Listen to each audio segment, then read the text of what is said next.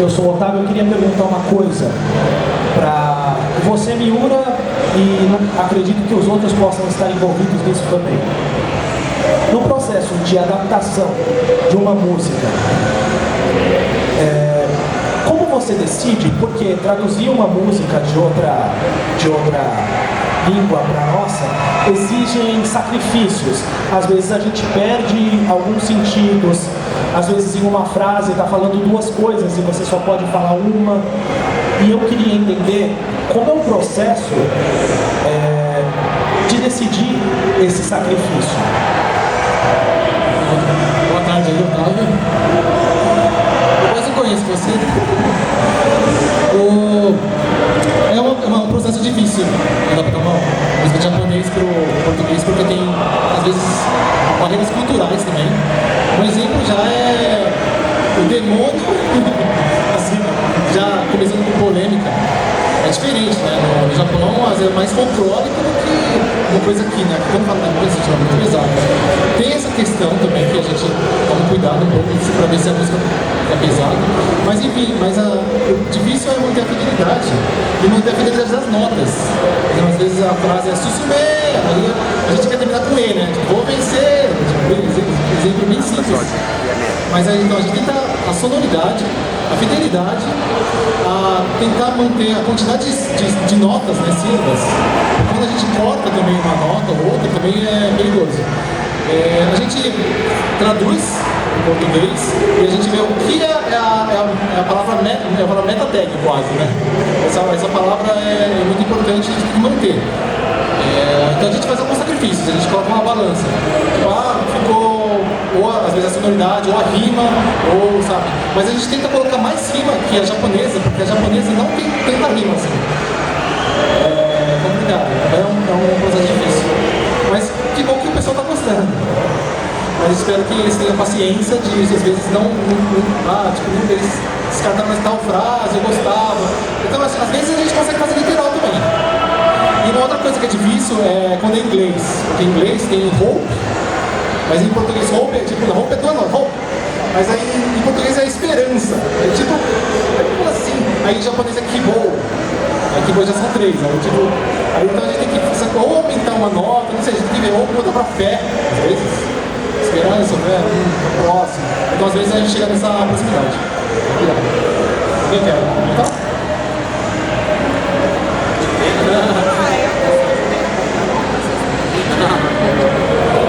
Boa tarde, Eduardo Emani, no canal Emani Television. Bom, gostaria de conversar com vocês a respeito que dicas vocês podem dar para aqueles que estão começando a participar em covers, em escrever letras, porque eu estou começando a fazer isso, então eu gostaria de saber algumas dicas, algumas ideias que vocês poderiam dar.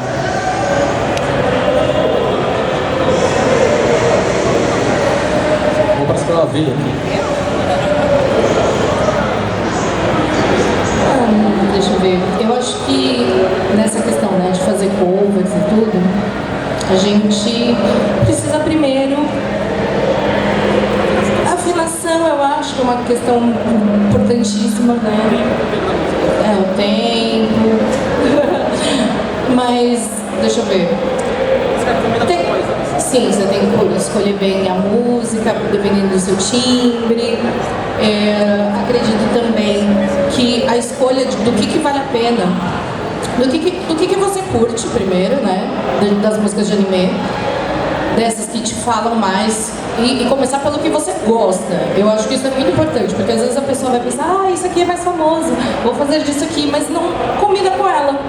Eu acho que tem que pegar aquilo que combina com você. Por exemplo, a primeira música que eu cantei em concurso foi Hohoemi no Bakudan, que é a abertura de Yu Hakusho. Eu amo essa música porque, sei lá, Yu foi o anime pra mim, assim, eu via e amava.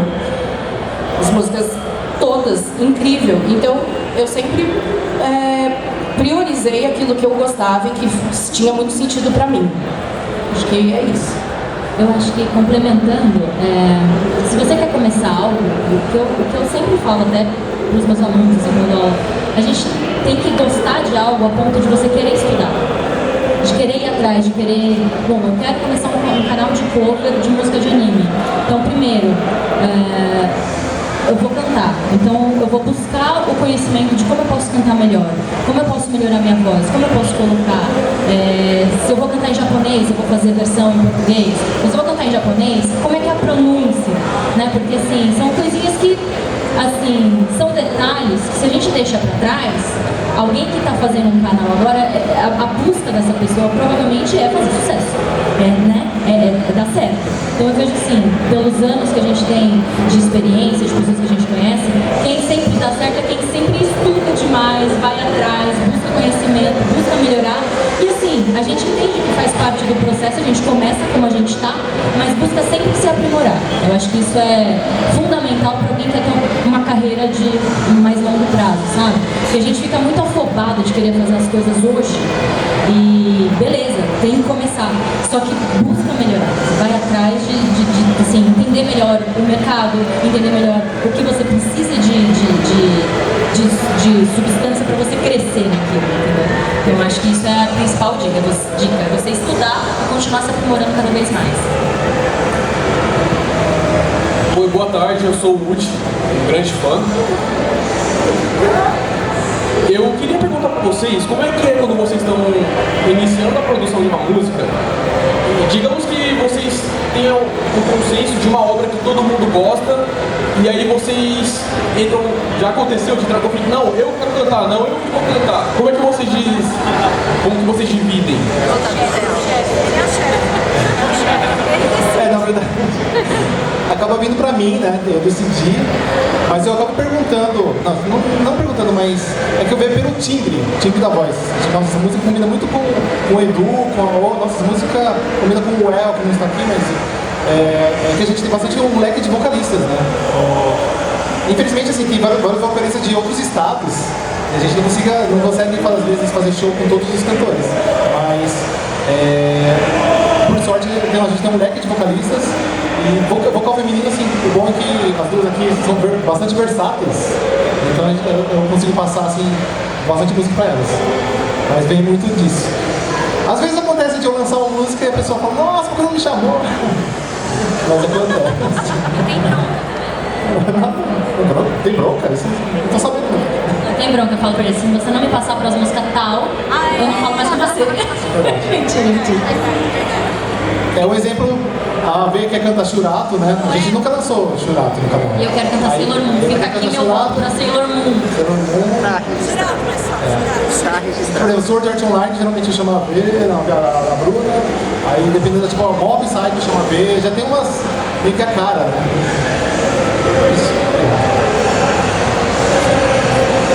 Olá, eu sou o Gabriel Brito do canal Olhar Sobre Rodas. Eu queria saber se vocês têm uma música que é o xodózinho de vocês, que vocês mais gostaram de produzir, assim. Acho que cada um pode falar uma, né? Tem várias. As de Jujutsu são as que eu mais gosto, eu sou o Paulo baixista do Brasil. Porque assim, varia muito o processo de composição na Mira J, porque algumas músicas a gente respeita o original e outras a gente interpreta como banda. Então todos os músicos gravam. Eu posso dizer pra mim que é a Jujutsu.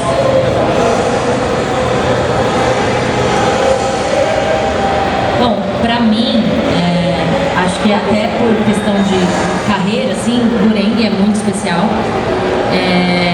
Mas músicas que eu gosto muito de cantar, eu gostei muito de cantar One Small Step.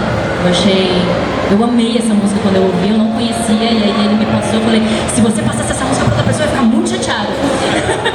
Eu acho a minha cara, assim, muito perfeita. Então é uma música que me marcou, e a música do Final Fantasy também, a No Promises to Keep, vamos dizer assim. Acho que é isso. Eu tenho um carinho pelas autorais, que eu coloco, eu coloco minha alma lá.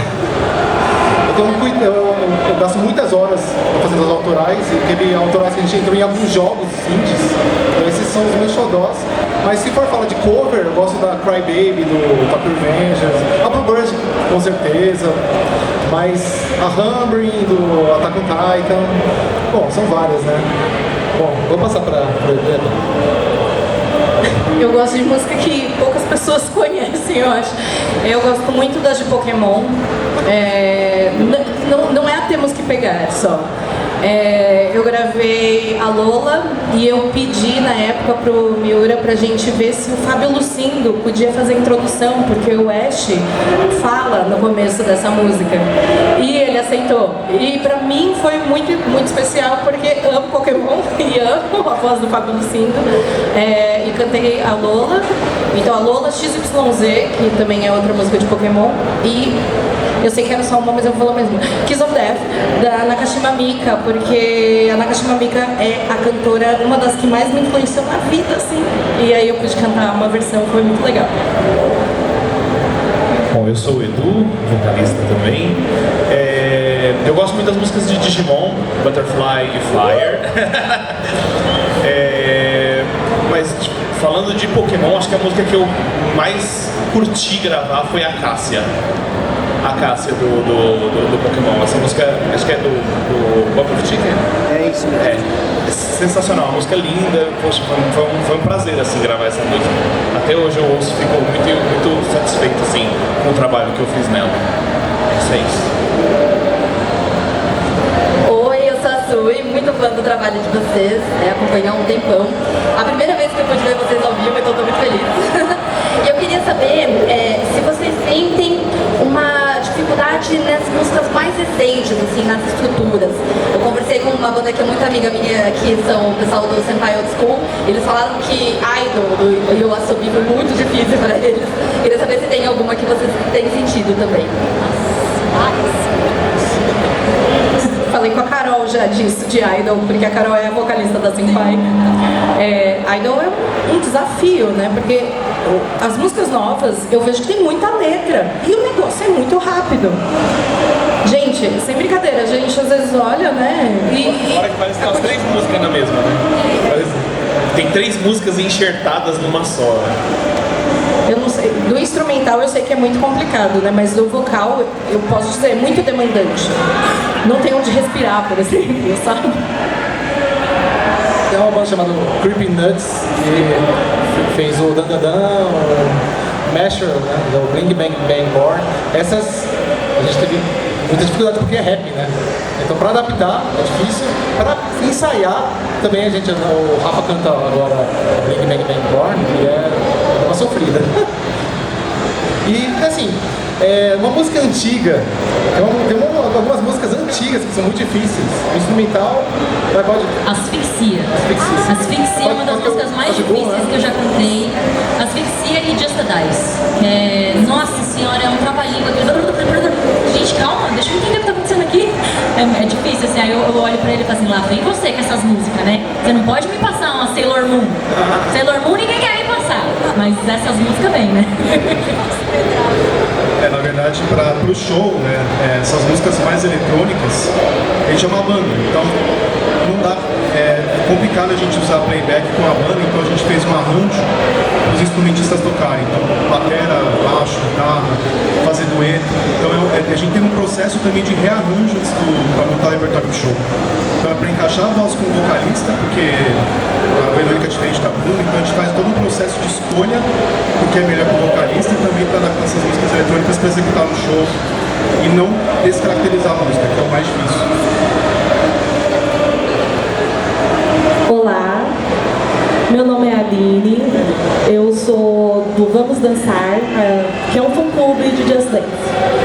A minha pergunta para vocês, estou nervosa, super fã de vocês, é saber como vocês se sentem vendo o público, assim como o público do Anime Friends, cantando junto com vocês nos shows. Não, assim, tem músicas que eu já sei que vai dar certo, como Pokémon, Dragon Ball, que passam na TV, né? Mas assim, do canal, quando o pessoal começou a cantar Gurange, Bird, e a gente fica emocionado, e até começa a dar uma tremedeira lá em cima. Mas é muito gratificante. E a gente às vezes testa, né? Hoje teve vários testes, várias músicas meio inusitadas, né? Tipo o Rubi-chan lá no meio. Eu falo, nossa, será que vai funcionar? E o pessoal gostou bastante. Mas assim, no canal, quando a pessoa canta, a letra que se adaptou, assim, é muito legal. Eu lembro que eu comecei a fazer show solo, né? Antes do Miura querer ter a banda, porque antes era mais um projeto, né, online e tal. E aí eu comecei a fazer meus shows e um dia eu falei, vou cantar a Morena em português, vai que cola, né? E eu comecei a cantar, a galera começou a cantar comigo, eu falei, meu Deus! E aí a minha mãe até tava filmando assim, eu mostrei pra ele depois a galera cantando, eu falei, olha, caramba, olha onde o nosso trabalho tá chegando. E aí eu comecei a fazer show em Manaus, Recife, várias outras cidades, e assim, as pessoas cantando junto. É uma sensação muito gratificante, assim, você fala, caramba, que legal nosso trabalho sendo reconhecido assim. E eu sempre falo, porque eu canto muito em eventos japoneses, o como é importante esse trabalho que a gente faz, porque aproxima, né, do público, o público consegue entender o que está sendo falado, porque a maior parte das músicas de anime, elas costumam ter mensagens muito boas, a maior parte delas. Então são sempre mensagens, sabe, que faz as pessoas se sentirem bem, crescerem e tal, então é muito gratificante. Eu fico muito impressionado sempre com o sorriso resplandecente, como o pessoal canta a plenos pulmões, assim, como anima a galera. Eu acho que essa música, até pra fora do meio do anime, assim, ele representa muito pra muitas pessoas. Então, a hora que você tá lá em cima e começa, parece que a energia da galera vem junto, assim, é muito legal, gostoso demais.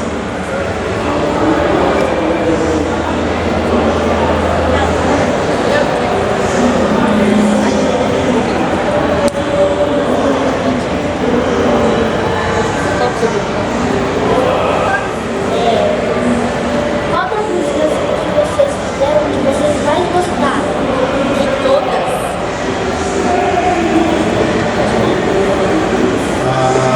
As que eu gosto de fazer, é pessoal, tá?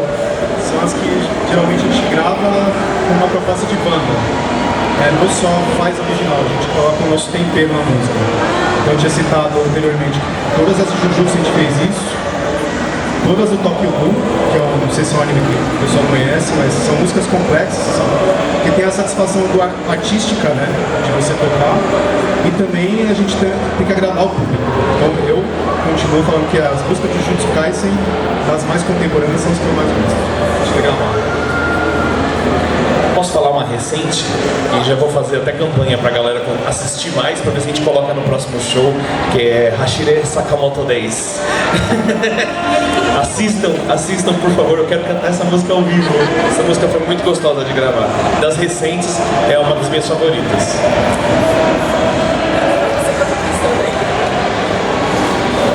Não, uma coisa, curiosidade à parte, né? Essa música, por exemplo, Sakamoto Days, é muito legal, mas a gente grava 400 músicas no canal, né? Então a gente, pra escolher das 400 músicas e representar, e o público também, a gente deixar, animado, né? Porque dependendo da música que a gente tocar, poucas pessoas conhecem. Então a gente teve que fazer esse estudo, ver as músicas mais acessadas, o top 10, né? Depois a gente colocar músicas recentes. Infelizmente, por exemplo, esse ano a gente não conseguiu colocar Solo Leveling. Solo Leveling tem que colocar, mas aí depois não deu. Assim, porque a gente só tem uma hora pra tocar e a gente teve que sacrificar, mas eu gosto bastante do Solo Leveling, por exemplo, e infelizmente não rolou. Mas obrigado.